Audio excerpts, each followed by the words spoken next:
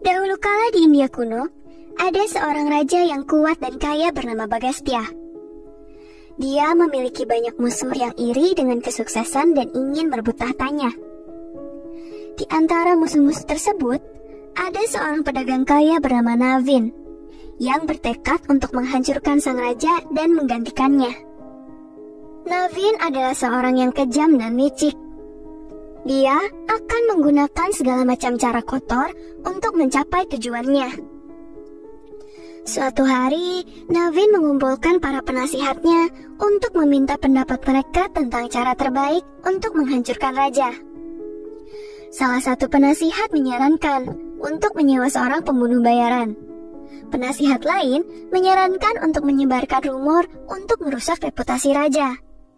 Dan penasihat lainnya mengusulkan untuk menyewa prajurit istana agar mengkhianati raja.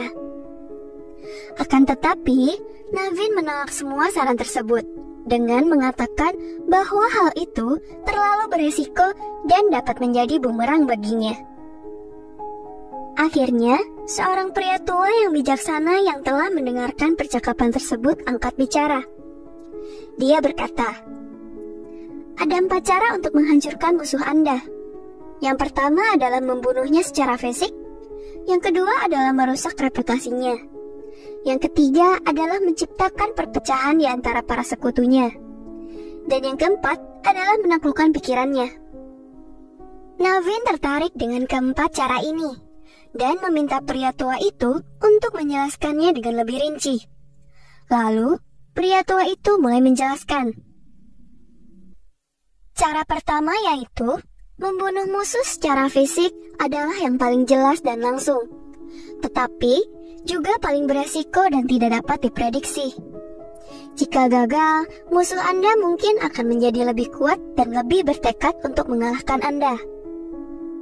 Cara kedua yaitu merusak reputasi musuh adalah cara yang lebih halus dan tidak langsung. Dengan menyebarkan rumor dan kebohongan palsu tentang musuh Anda bisa mengubah opini publik agar melawan dan melemahkan basis kekuatannya. Tetapi, cara ini juga memiliki resiko, karena kebohongan Anda dapat terbongkar dan reputasi Anda yang menjadi taruhannya. Cara ketiga, yaitu menciptakan perpecahan di antara sekutu musuh Anda adalah strategi cerdik yang sangat efektif. Dengan menabur benih-benih ketidakpercayaan dan kecurigaan di antara para pendukung musuh Anda dapat melemahkan kesetiaan mereka dan menyebabkan mereka berbalik melawan raja. Tetapi, cara ini membutuhkan kecerdasan, juga kecerdikan yang tinggi. Karena Anda harus berhati-hati agar tidak ketahuan. Cara keempat yaitu menaklukkan pikiran musuh Anda adalah yang paling ampuh dan halus dari semuanya. Dengan menggunakan taktik dan manipulasi psikologis, Anda dapat membuat musuh Anda meragukan dirinya sendiri dan kehilangan semangatnya untuk bertarung. Cara ini membutuhkan kebijaksanaan dan wawasan yang luas, karena Anda harus memahami kelemahan dan ketakutan musuh Anda. Navin terkesan dengan kebijaksanaan pria tua itu dan memintanya untuk mengajari cara menaklukkan pikiran musuhnya. Pria tua ini setuju dan mulai mengajari Navin seni penaklukan mental. Hal pertama yang diajarkan pria tua itu kepada Navin adalah memahami pikiran diri sendiri.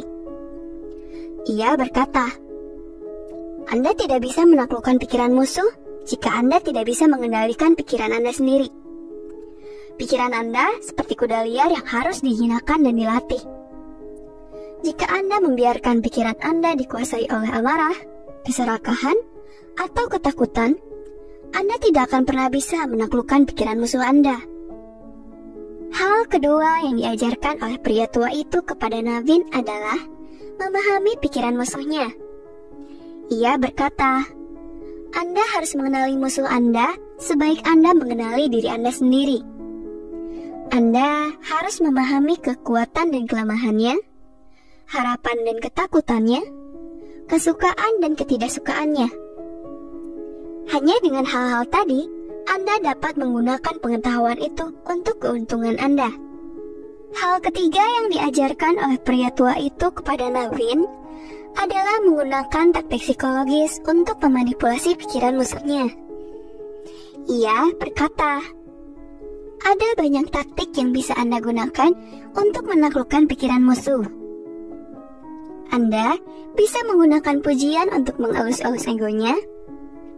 Anda bisa menggunakan rasa takut untuk membuatnya meragukan dirinya sendiri. Anda bisa menggunakan rasa bersalah untuk membuatnya merasa malu. Dan Anda bisa menggunakan welas asih untuk menarik rasa kemanusiaannya. Tetapi, taktik apapun yang Anda gunakan, Anda harus berhati-hati agar tidak berlebihan atau musuh Anda akan mengetahui permainan Anda. Naveen mendengarkan dengan seksama tips-tips dari pria tua itu dan mulai mempraktikannya. Dia mulai dengan mengirimkan hadiah dan pujian kepada raja, memuji kebaikan dan prestasinya. Dia juga mulai menyebarkan desas-desus tentang aktivitas raja, membuat raja terlihat lemah dan bodoh di mata publik. Dia bahkan berhasil menciptakan perpecahan di antara para sekutu raja dengan menaburkan benih-benih ketidakpercayaan dan kecurigaan di antara mereka. Seiring berjalannya waktu, rencana Naveen tampaknya berhasil. Reputasi raja mulai menurun dan basis kekuasaannya mulai melemah. Tetapi Naveen tidak puas. Dia ingin menaklukkan pikiran raja dan membuatnya meragukan dirinya, agar kehilangan semangat untuk melawan. Jadi, Naveen memutuskan untuk menggunakan senjata yang paling ampuh dari semuanya, yaitu welas asih. Dia pergi ke istana raja dan dengan rendah hati memohon pengampunan, mengakui dosa-dosanya, dan mengungkapkan penyesalan atas tindakan-tindakan dia di masa lalu. Dia bahkan menawarkan diri untuk melayani raja dengan setia dan membantunya dengan cara apapun yang dia bisa. Raja terkejut dengan perubahan sikap Naveen yang tiba-tiba. Akan tetapi, raja merupakan sosok pria yang bijaksana dan penuh kasih. Ia mengetahui permainan Naveen, namun ia memutuskan untuk memberinya kesempatan untuk membuktikan ketulusannya. Maka, ia menerima tawaran Naveen dan menjadikannya sebagai salah satu penasihatnya yang paling dipercaya. Ketika Naveen bekerja sama dengan raja, Naveen mulai melihat segala sesuatunya dari sudut pandang yang berbeda.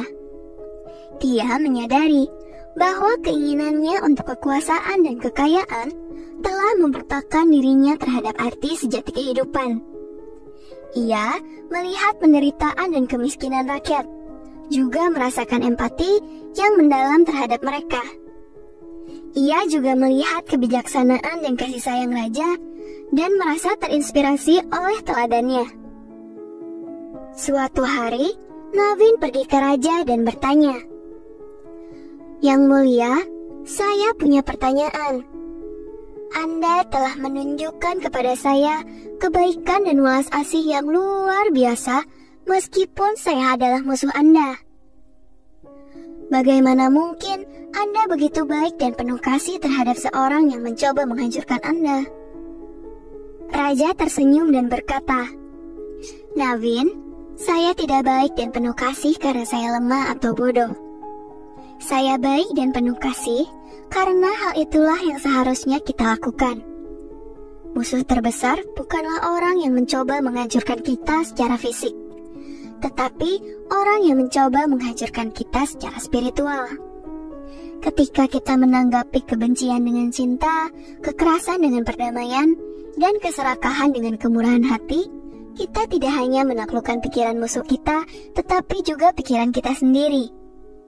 Naveen sangat tersentuh oleh kata-kata raja, dan menyadari bahwa dia telah menjadi orang yang bodoh karena berpikir bahwa kekuasaan dan kekayaan dapat membawanya pada kebahagiaan. Dia memutuskan untuk mengikuti teladan raja dan mendedikasikan hidupnya untuk melayani orang lain. Setelah kejadian itu, Naveen menjadi salah satu dermawan terbesar di negeri itu, menggunakan kekayaan dan pengaruhnya untuk membantu orang miskin dan yang membutuhkan. Ia juga menjadi pengikut setia Buddha Gautama, yang mengajarkan 4 cara untuk menghancurkan musuh. Bukan dengan kekerasan fisik, tetapi dengan mengembangkan welas asih, kebijaksanaan, dan kedamaian batin. Akhirnya, Navin menyadari, kemenangan sejati tidak datang dari kekuatan fisik atau kekayaan materi. Ia juga tersadar bahwa musuh yang sebenarnya tidaklah berada di luar sana, tetapi ada di dalam dirinya sendiri dalam bentuk kebodohan, keserakahan, dan kebencian. Ketika kita menaklukkan musuh-musuh batin ini, kita dapat mengatasi segala macam rintangan dan mencapai kebahagiaan sejati. Kisah Navin juga mengajarkan kepada kita bahwa musuh yang paling sengit pun bisa menjadi teman ketika kita mendekatinya dengan kebaikan dan kasih sayang. Lalu, pengampunan dan rekonsiliasi lebih kuat daripada balas dendam dan kebencian. Pada akhirnya, cerita ini mengingatkan kita bahwa tindakan kita memiliki konsekuensi. Maka dari itu, kita harus berusaha untuk menjalani hidup dengan integritas dan kasih sayang. Memperlakukan orang lain dengan kebaikan dan rasa hormat, serta selalu berusaha untuk melakukan hal yang benar, bahkan ketika menghadapi kesulitan sekalipun. Jika Sobat Bijak merasa video ini bermanfaat, jangan lupa untuk like and subscribe. Oke? Salam bijak!